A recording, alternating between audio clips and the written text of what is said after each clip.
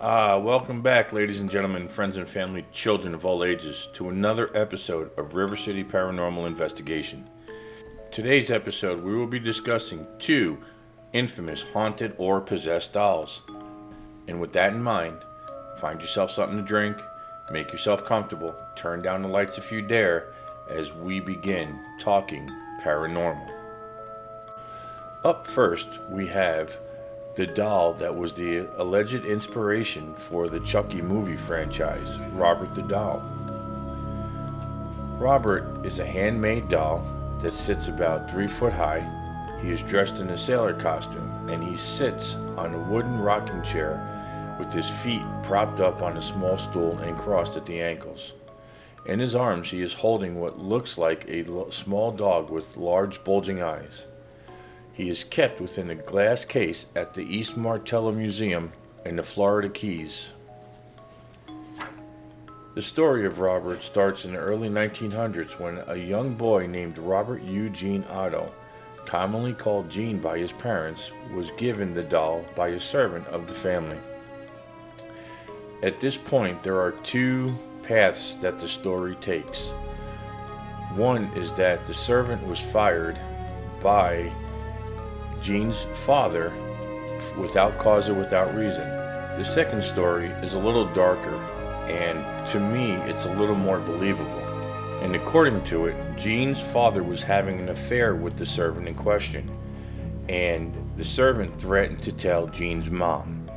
Well, Gene's father didn't want to deal with the scandal, so while Gene's mother was away on a vacation, he fired the servant, and in order to exact revenge, she placed a voodoo curse on the doll and then gave it to Gene. Either way, either story you follow, they both end in the same point, that she placed a voodoo curse on the doll and then gave it to Gene.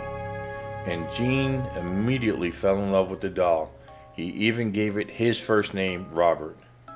The friendship lasted for Gene's entire life, and according to some, beyond, and even to this day. Gene's parents did not give the doll much thought until one day they heard Gene talking to Robert and thought they had heard Robert responding to Gene but in a totally different voice. They just chalked this up to Gene's imagination and quickly forgot about it. Until one night, a few days later, they thought they heard footsteps running back and forth in the hallway on the second story of the house. They figured it was Gene. They went upstairs to scold the child and tell him it was time for him to get to bed, and that's where they found him, fast asleep in his bed. One afternoon, while Gene's mother was walking through the house, she thought she saw Robert standing at the foot of the staircase from the second floor. As soon as she made eye contact with the doll, she swears it turned and ran upstairs, giggling as he went. And things were about to get a lot worse. One night, when Gene was about 10 years old, while he was in his bedroom, he started screaming for his mother. Gene's parents rushed to his bedroom and found that the door was locked from the inside. It was expressed in several interviews following this episode that there was no lock on Gene's door at the time. When they reached the bedroom door, they could not open it. Try as they might, the door was locked or blocked from the other side. When they were finally able to get into Gene's bedroom, they found Gene curled up at the foot of his bed with his knees pulled to his chin, crying, and Robert was sitting at the foot of the bed. Gene was pointing at Robert the whole time. They looked around and the room was in shambles. Toys were strewn everywhere. The dresser drawers were pulled out and turned over, and all Gene could say was that Robert was responsible. Robert continued to live with Gene throughout his entire life, and after Gene's parents died, Gene and his wife, Anne, moved into his childhood home. Gene placed Robert in an upstairs bedroom next to a window that overlooked the busy street below. Anne always felt uneasy about Robert and begged Gene to put him in the attic. Gene finally conceded, as most husbands would, and locked Robert in the attic. Needless to say, Robert was not happy with his new surroundings.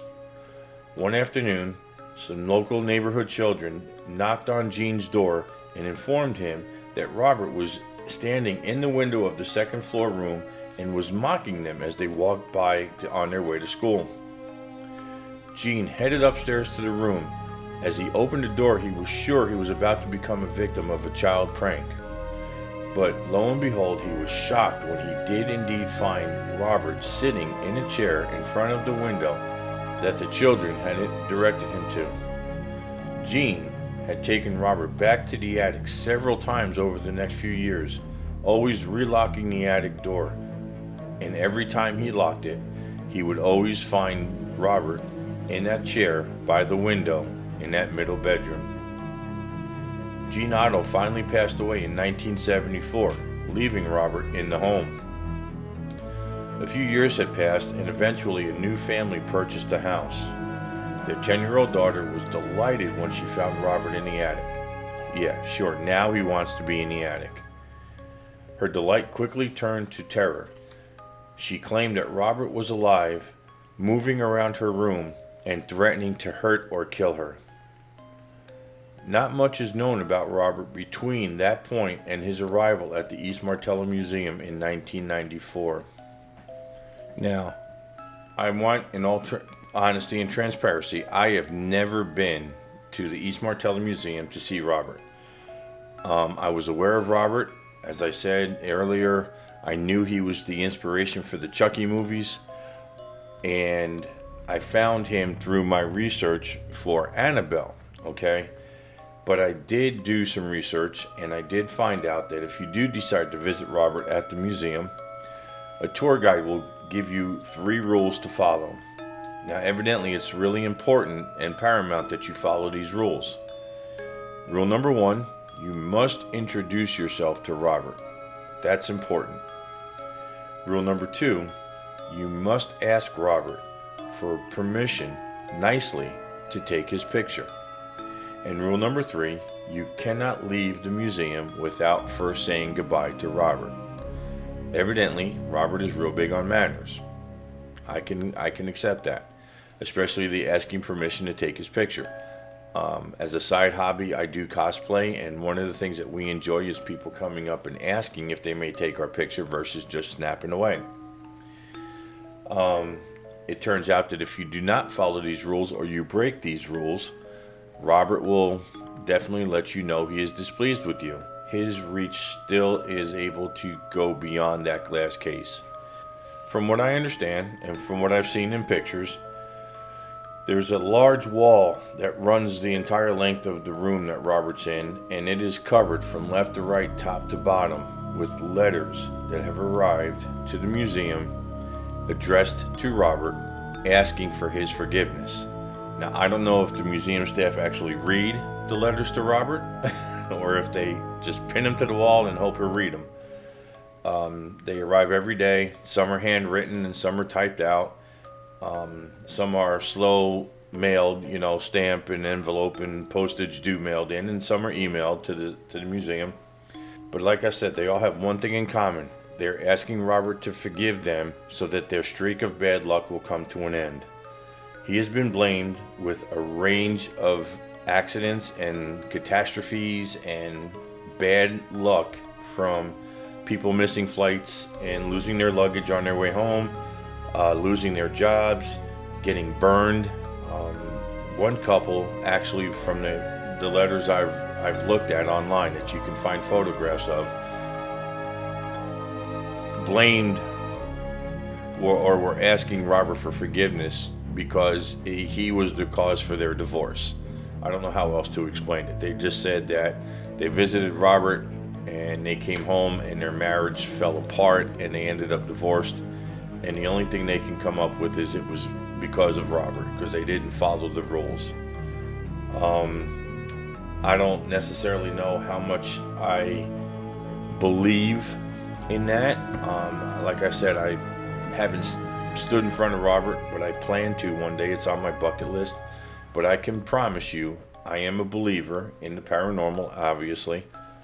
I will follow the rules. I do not need to incur the wrath of a possessed doll. Okay? It sounds strange as an adult that I am saying that, but I've seen some things and I've experienced some things. I wouldn't push the limit, I guess is what I'm saying. So, if you're ever in the Florida Keys and you've got an afternoon to waste some time, or you're just truly and honestly intrigued, swing over to the East Martella Museum and say hello to Robert for me. Alright, so moving right along today.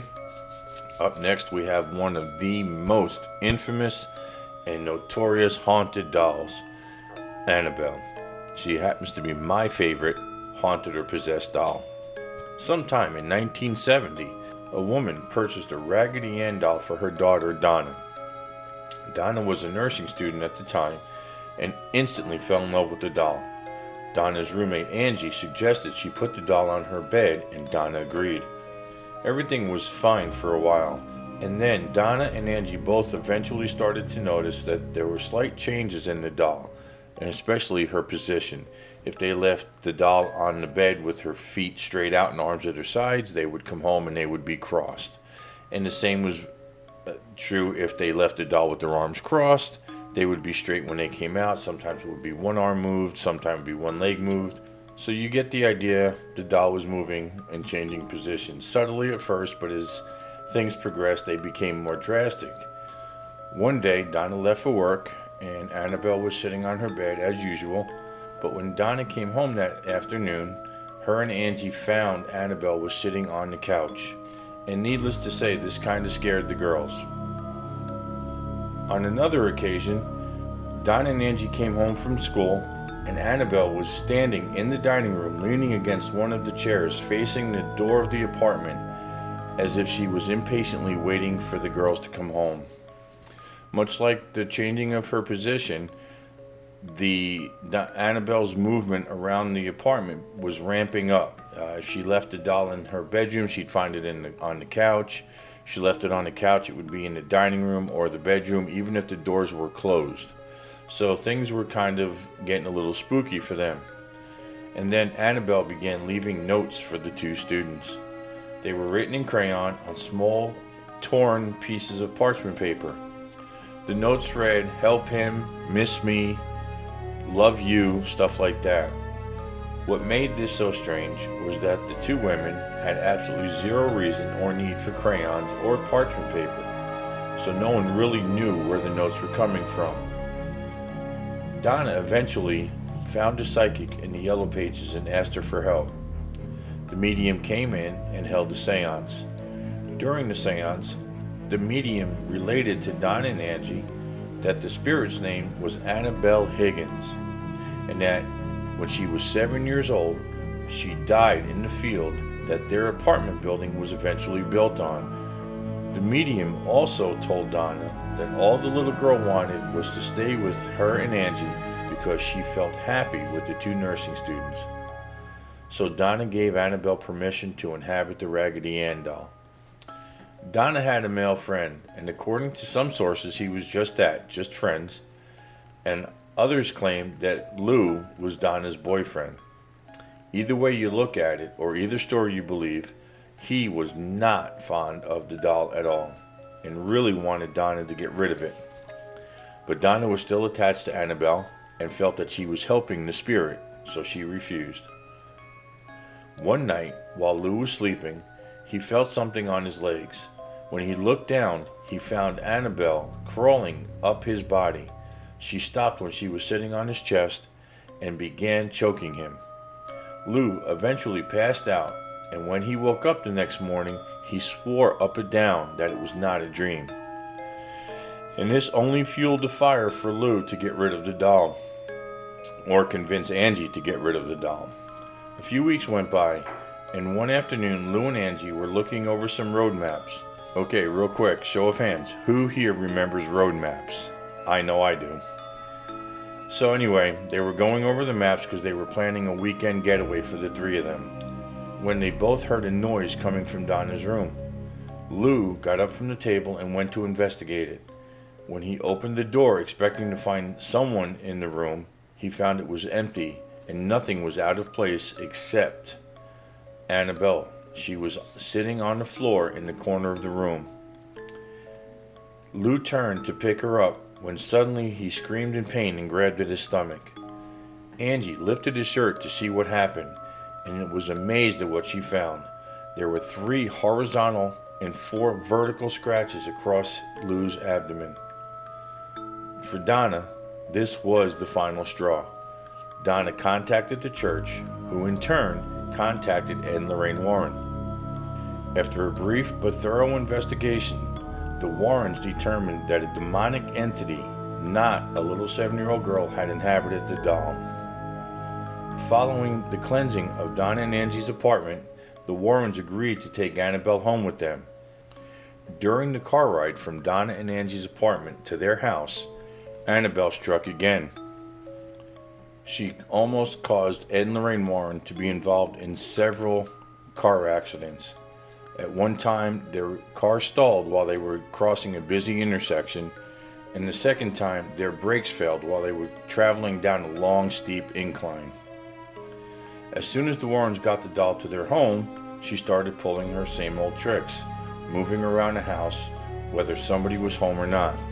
One evening, after giving a lecture, Ed and Lorraine Warren came home and could not find Annabelle. She was not where they left her. When they did find her, she was in a locked office on the second floor of their house, sitting in a lazy boy recliner chair. So, Ed and Lorraine, with the help of the church, had a very special case built for Annabelle. And she has not moved since being placed inside it, and that is where she sits to this day. Although this does not seem to stop or limit her reach. One afternoon, a young couple was touring the Warrens Occult Museum. I don't know, last time I checked, I don't think they're allowing people to tour it anymore since Ed and Lorraine passed away, but there was a time where you could buy tickets and you could actually walk through and look at all the stuff that they have in that museum. You can still find videotapes of tours on YouTube. So the young man, after hearing Ed's account about what happened to Lou, Donna, and Angie, walked up to the case and started tapping on the glass and said, "If you can hurt people, I want you to hurt me. Scratch me, do something." Ed promptly walked up to the young man and said, "Son, you need to leave," and escorted him right out of the building. Shortly after this, the man and woman were involved in a motorcycle accident on their way home. When the woman, who had spent a year in the hospital recovering, was asked what happened, she said they were laughing about the doll when he lost control of the motorcycle and they ran into a tree, killing him instantly. Now, Annabelle is one of my favorite haunted paranormal stories. I believe in Annabelle. I would love to get a chance to visit the Occult Museum, although I don't believe that's going to happen. So we did the next best thing. We were getting ready to take the children to see Annabelle Creation, I believe. And my wife and I were at a Goodwill store when she found a Raggedy Ann doll for sale, and I bought it. She now sits in a rocking chair in our basement. We call her Annabelle. Everybody talks to her like she's there, like she's alive. You can call me crazy, call me superstitious. It started out as a family joke. It has become a family tradition now. We've actually used her in a few practical jokes to scare our children and some of their friends. The reason we bought the Raggedy Ann doll initially was we were getting ready to go see Annabelle, I believe Creation, the second movie, in 2017, when my wife found the Raggedy Ann doll at the Goodwill store. So we set the plan in motion. We put the doll in my garage and we left it there until we went to the movie. So we decided it was time to leave. We all piled into the car, and when we got in the car, as I was backing out of the driveway, my wife on cue told me, "Hey, I left my phone in the house." I came in, I got the doll out of the garage, I brought it up to our living room, and I sat the doll in the chair, and I turned the TV on, and went down to the car, got in the car, went to the movie, enjoyed the movie. The movie was great. So we came home, the kids came upstairs. My oldest, he was 18 at the time maybe, and he saw the doll, and the first words out of his mouth was, "Whoever did this was not a nice person." I was ecstatic. It was sold. And then our youngest one came up, and he's 5 years younger than our oldest, so he was maybe 13. And he saw the doll, and he jumped about 5 feet. Now, in his defense, he's not a big fan of clowns to begin with, and as you know, a Raggedy Ann doll does look a little bit like a clown. So he kind of double scared him. But they got me back. It was one night a few weeks later, and I went to go take a shower, and someone had put her hanging over the shower stall. I have one of those walk-in enclosure showers, and they hung her over the door, and I flipped on the light, saw Annabelle. I flipped the light off, came back out here, and said, I'll take my shower later. So she has been the source of a lot of amusement and fun in my house. And that, everyone, brings this episode to a close. I'd like to thank you all for tuning in. If you're watching this on YouTube, please hit those usual buttons. You know the ones I'm talking about. And I thank you for your time. And I think it's time we simply stopped talking paranormal. Good night, everyone.